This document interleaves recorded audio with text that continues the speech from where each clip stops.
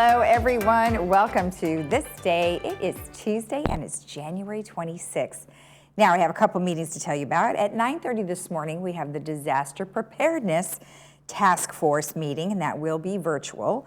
Then at 1:30 this afternoon, we have the United Finance Committee meeting, and that also will be virtual. So you could follow along at those meetings at lagunawoodsvillage.com/meetings. On our show today, we had a visit from Dr. Adam Solomon, who spent the entire weekend, last weekend, at the vaccination program. So we talked to him about a recap of how everything went, and he couldn't have been more pleased. Then we also have a third update from Robert Muchnick, and so he tells us a little bit about what's happening there with the ballot proposition that was presented. Let's go to our COVID-19 vaccination information. We have covid19.ochealthinfo.com, where you can follow the vaccine phase information that has been updated to 65 and over, and that is for outside the village. And then Othena.com is where you can register for the vaccination at one of the two pods that are now available, Disneyland as well as Soka University. And if you have any additional questions regarding Laguna Woods vaccination program, you can go to lagunawoodsvillagealerts.com. Now, there's also a hotline you can call regarding the Laguna Woods vaccination program, and that is 949-594-2533. And it is best not to call resident services. They're just going to direct you to that hotline. So do call that hotline. It's special for Laguna Woods vaccination program. Now let's take a look at our weather. Boy, it was chilly this morning. It was around 38 when I was driving into work, and that's chilly. And there's the mountains looking just beautiful with lots of snow. Today we're looking at about 59, 49, mostly sunny with increasing clouds later. Tomorrow, partly cloudy, 65, 51. Then by Thursday, we will have additional clouds in the afternoon with some showers, 66, 54. Friday, cloudy with rain, 60, 48. And then on Saturday, we'll have some showers again, 61, 48.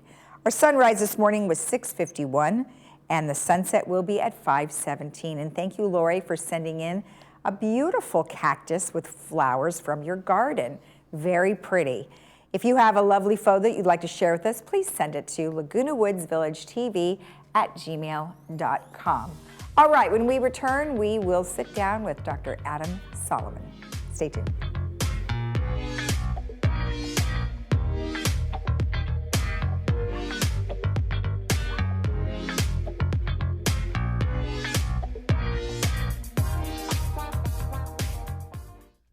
At the Memorial Care Breast Center, Saddleback, you will always find a friendly face to guide you through your annual mammogram visit. Our staff, dedicated subspecialist breast radiologists, knowledge, and innovative technology await your visit to our center. With the Laguna Woods shuttle service right at our sidewalk, this convenient location offers you quick access for your appointment. You can expect nothing but the best for all your breast health needs at Memorial Care Breast Center, Saddleback.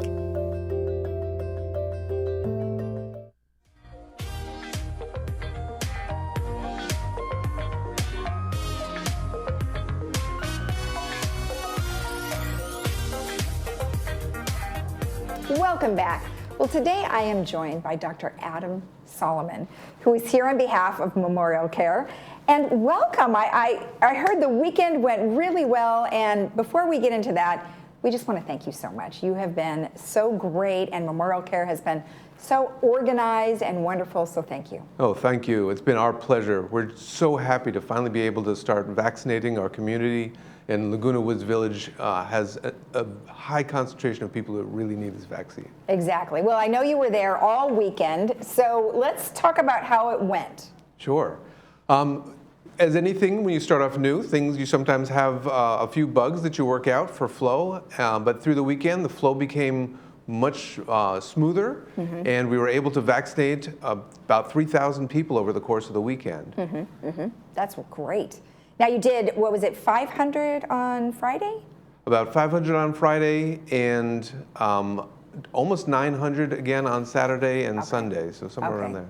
Well, that's awesome. And, you know, I know, like you said, there were a few glitches here and there, and of course the weather wasn't really cooperating either on Saturday and Sunday. You did have some rain. What were some of the key things that you'd like to point out? I guess just from a success standpoint. From a success standpoint, we vaccinated nearly 3,000 of our most vulnerable seniors here at Laguna Woods Village, which is the greatest success that I can think about. The seniors that had their appointments and came on time were, part of the reason for why things went more smoothly, and they were very appreciative of being able to get the vaccine, which is also a great success.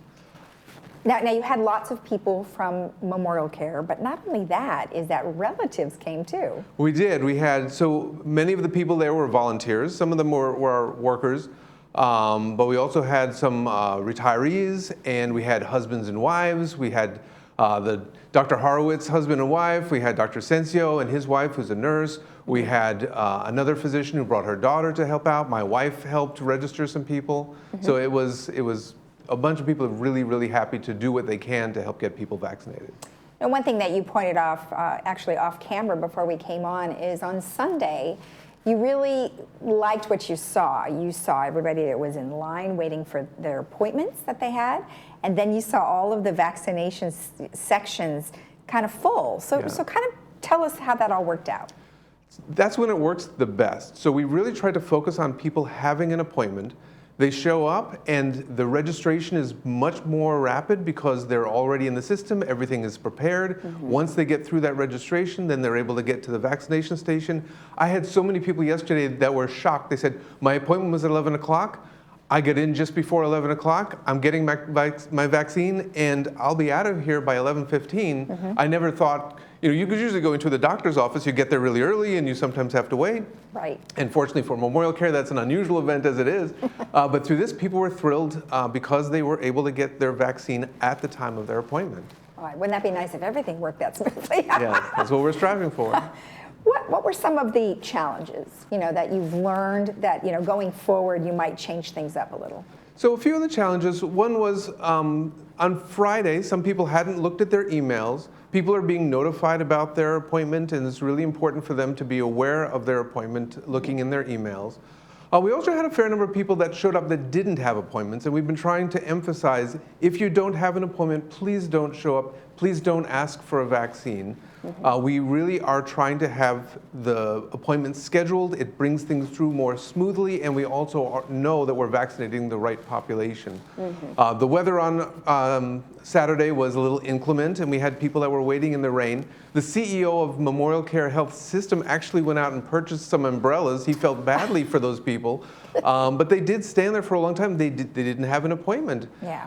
So those were some of the major challenges that we really experienced. However, those people were taken care of. The ones that were over 75 were able to get a vaccination, but it was fortunate. As I said, we follow our scheduled vaccines, and because some of the people that had an appointment weren't aware or didn't come, we ended up with some additional vaccine that we were able to give to those people that were over 75 to get vaccinated. But we didn't have that same kind of a situation on Sunday. People showed up more readily for their appointments, and so that was a little bit easier.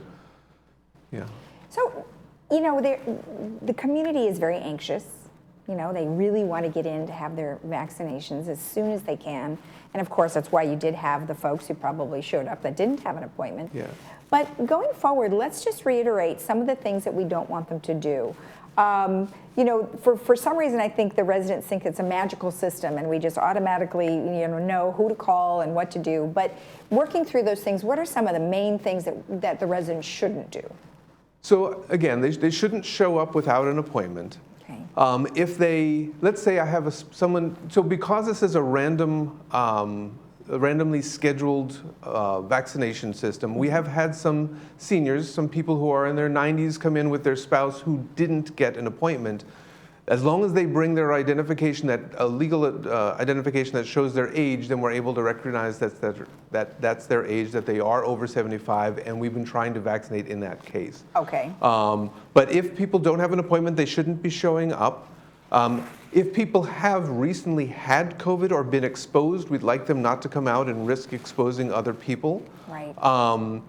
If they have had a vaccine just recently or are scheduled for another vaccine of a different type, They just need to be aware that the recommendation is not to get the COVID vaccine within 14 days of the time of their other vaccinations. Okay.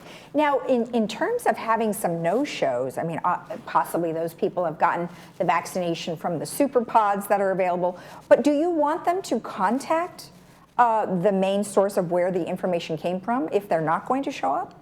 Please. So if you have an appointment and you've gotten your vaccination somewhere else while waiting, please let us know so that opens up a spot and we can bring in somebody else to get their vaccine.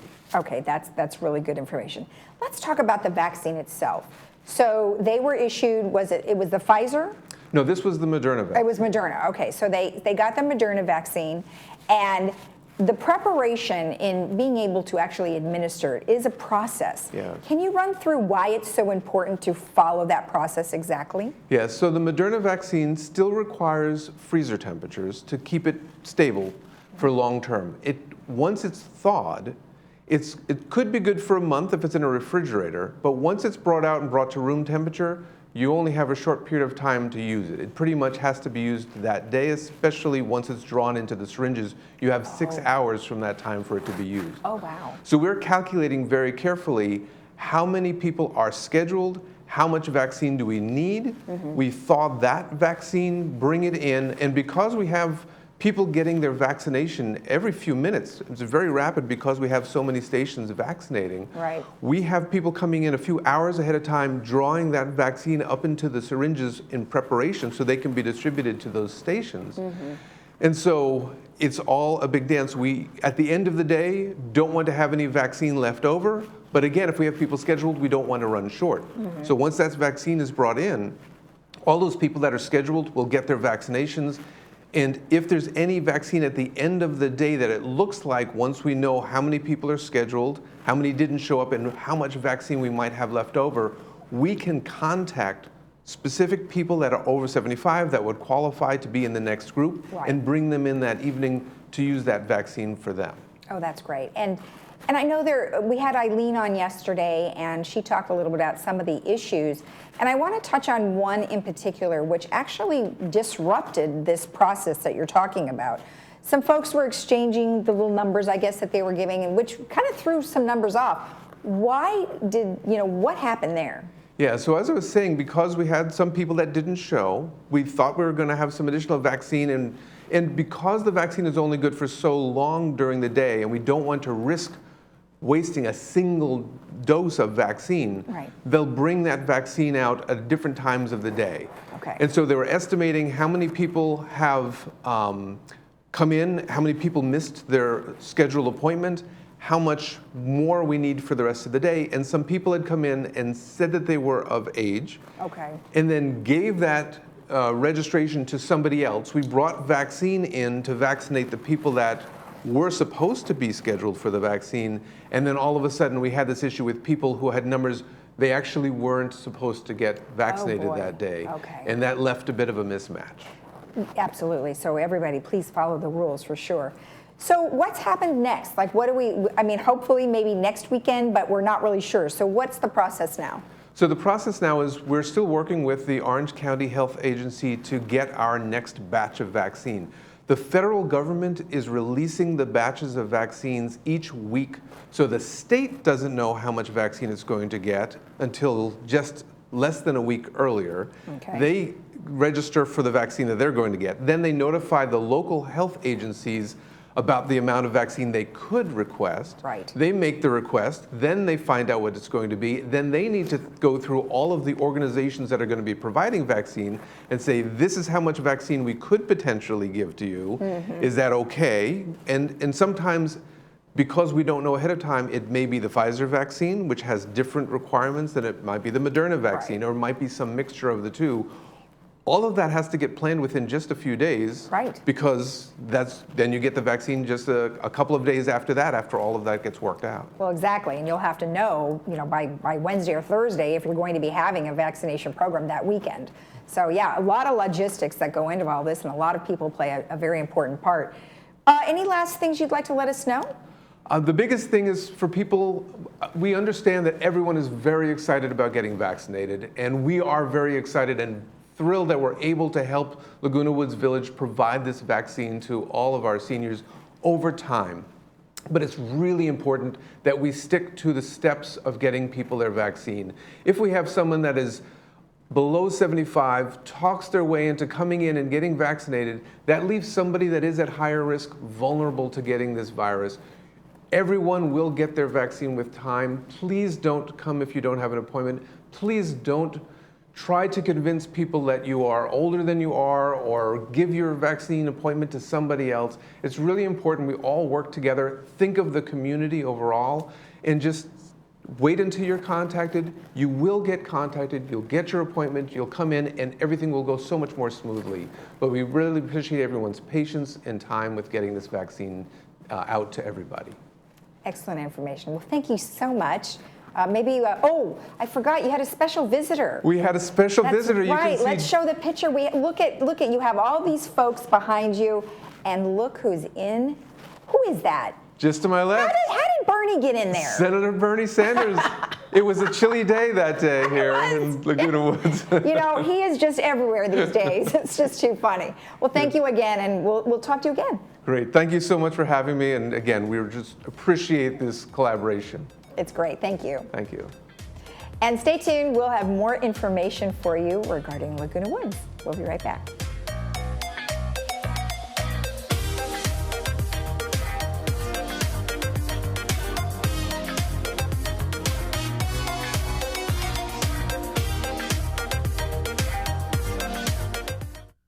At Diane's Hallmark, we're ready for Valentine's Day. Are you? Come in and see our great selection of cards and gifts.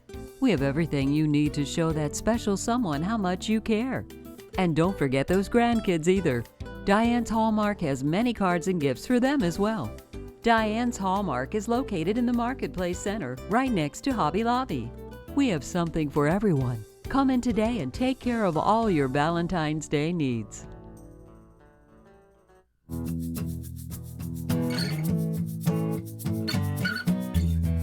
Welcome back. Well, today I am joined by Robert Muchnick, who is here on behalf of Third with a very special report. I hear congratulations are in order. Well, yes and no. We had our ballot, and in truth, the ballot did not meet the standard that it had to meet. So in essence, the ballot failed. We counted the ballots on January 8th. And actually, in appreciation to all the members, we had an overwhelming, we had 63% of all the members of Third actually vote in the ballot process. And that's outstanding, because normally an election here in the village, we're lucky if we get 20% of the members to vote. Oh, wow. Well, something they really cared about. Yes, they did. So of the 3,800 and some odd votes, 2,805 of the people who voted in favor of the new CC&Rs. Mm-hmm. Okay, while 1,039 people voted against it. Okay. All right, so that's 63% of the membership. Here's the problem. If it was just a normal election, the CC&Rs would have been approved. However, because the CC&Rs is a change to the structure, it requires a 67% approval rate. Oh, no. Okay, so understand that 37% of the members chose not to vote, which is their right, but because 37% chose not to vote, we couldn't meet the standard of 67%. So the question becomes, where do we go from here? Right. Right. So do you always have to have a vote on changing the CC&Rs? Absolutely. It's required. It has to be, right now, it has to be a 2/3 vote. So even if we wanted to have a single amendment to change, we would need a 2/3 vote of the membership to change that single part of the CC&Rs. So yeah, that's the standard. And that's a problem, not only for this HOA, but for HOAs all across the country, is getting 67% of the membership to actually vote is near impossible. And then getting 67% approval is even a higher mountain to climb. Exactly. Why do you think the folks who didn't want it, what were some of their concerns? Well, people felt that there were changes they weren't happy with. They were concerned about what they misunderstood. Some of them thought that we were transferring more responsibilities to the members in terms of their household and maintenance and things of that nature, which wasn't true. We actually had no intention of transferring any additional responsibility, so that was a misunderstanding. People also, some are just resistant to change, feel that the CCNRs are like something that is indelible and should never be changed at all. There's all sorts of reasons that people voted. Also, some people felt that there wasn't enough member participation. Oh, I see. Okay. So, Okay. Well, gosh, so now what do you do? I mean, do you have another election? Well, it's not an election, but what we're going to do, we've had a petition that has been submitted by 5% of the membership asking for a special members meeting. Okay. And the board has scheduled a special members meeting. And that's now where we're going to go in terms of this whole process. And we have a slide that would be helpful in terms of providing some information to the membership. The special meeting is going to take place on January 27th at 10 o'clock in the morning. And that special meeting will be able to be accessed by all the members either through Zoom or through Granicus. If you don't want to actually say something or speak or participate, you can tune in through Granicus. But if you do have something you want to say, you can come in through Zoom. We have to get a special Zoom license. Normally we use GoToMeeting, but because of the size of the population that we expect to want to participate, we're in the process of getting a special Zoom license so that we can allow as many people to participate as possible. Okay. As I said, the meeting is scheduled for 10 o'clock, and each member will be allowed to speak who wants to speak for up to 5 minutes each. If there's enough time and everybody has spoken who wants to speak and people want to speak a second time, then they'll be afforded that opportunity to speak a second time. So the meeting will end whenever we're finished listening to people speaking and providing their input, or 2.5 hours, whichever comes first. So that's the structure for our meeting. People will be able to share with the board. The board is very happy and very interested in listening to what the members have to say, since this is a members meeting. So what do you hope to accomplish with the meeting? Well, we hope that maybe some of the members will have some ideas or suggestions about which way we should go and what we should do, and the board will certainly take all of that input, and once it has all that input, the board will meet and discuss and make some determination about what's the best way to proceed. It may be that we do a single amendment if we can try to do that. It may be that we set up some task forces. It may be that we do nothing. Wow. And just live with the current CCNRs. Sure. Well, it was a great effort nonetheless. Well, listen, the fact that we got 63% turnout shows that the members really were at least interested in the issue. And as I said, 72% of the people who voted for the CCNR changes. Yeah. So it shows us, at least the board, that the majority of people who voted are actually in favor of the changes. Right. Well, and you guys did a great job of beforehand educating the community about what they were facing, how it was going to be changed. You had lots of open meetings where people could voice their opinions. And so hopefully this special meeting that you're going to have coming up will do the same thing and help people be more educated than they were before. Well, actually, the special meeting is really designed for us to listen to what the members have to say. We obviously didn't do a good enough job educating the membership because 37% of the people didn't vote. So what we did, it was an effort. It was a strong effort by all of the board members, and not only the board members, but staff at VMS, people in communications like Eileen Paulin and others were very, very helpful in trying to help us get the message out to everybody. This show was also very helpful. So we thank everybody, but we came up short. Oh, well, close. Boy, you were super close. That's too bad. Well, hopefully new information will surface from the members, and you can have a solution as how to go forward. Well, that's what we're hoping for. We're looking forward to the meeting on the 27th at 10 o'clock. Perfect. All right. Well, Robert, thank you so much for the update, and we'll catch up with you again after the meeting. My pleasure. Thank you very much, Lisa. All Bye-bye. right. And we'll be right back after this.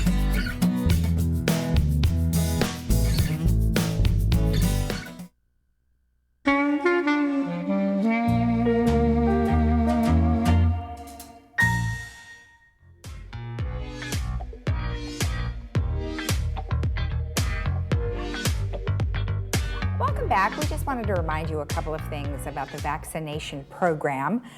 We're not sure if they're going to be having it this weekend, but we will keep you posted on our show. Do not show up at the site without an appointment, and we just can't stress that enough. Even though there may be opportunities, the best thing to do is wait for us to contact you. They have your numbers, they have your email addresses. So for one thing, make sure you do have an updated phone number and email address, and that you can definitely do through resident services. But in other words, do not attend the appointment also if you have COVID-19, recently had COVID-19, or have been exposed. And once your name has been selected, they will contact you.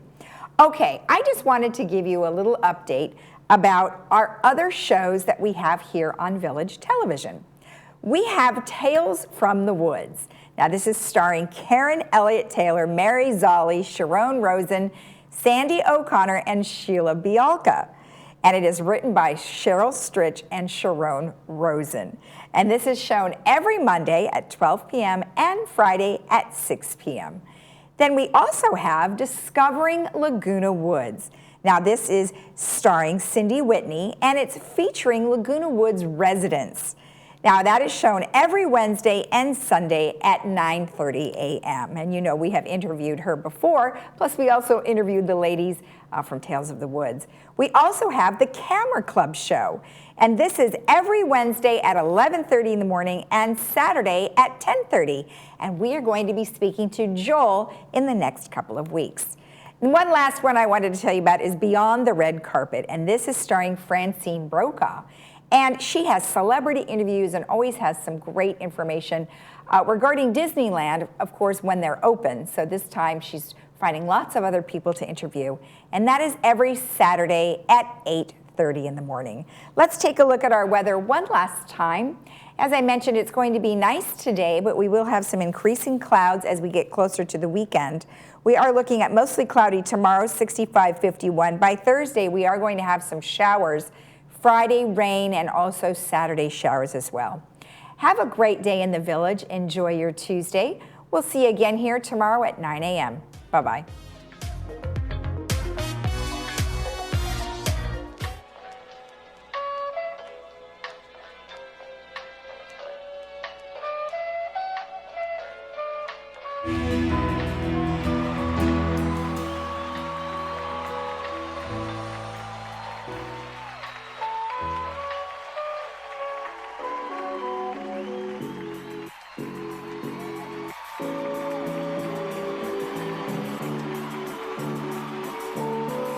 We consider hearing to be an essential part of your life. During this time of quarantine and isolation, you need to be hearing the best you can to understand how to stay safe and to hear your friends and family. Advanced Ear Care is offering service to everyone that needs help with their hearing aids, no matter where it was you purchased. If it's not working properly, please call for a free troubleshooting appointment. We even have hands-free, no-contact curbside service.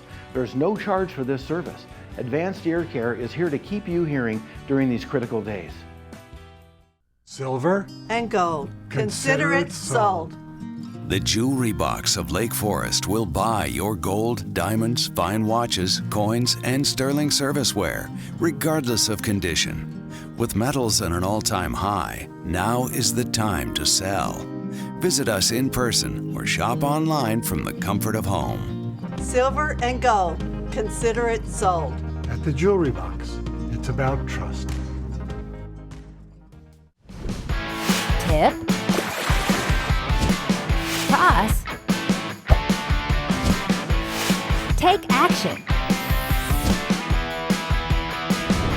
Don't give mosquitoes a fighting chance.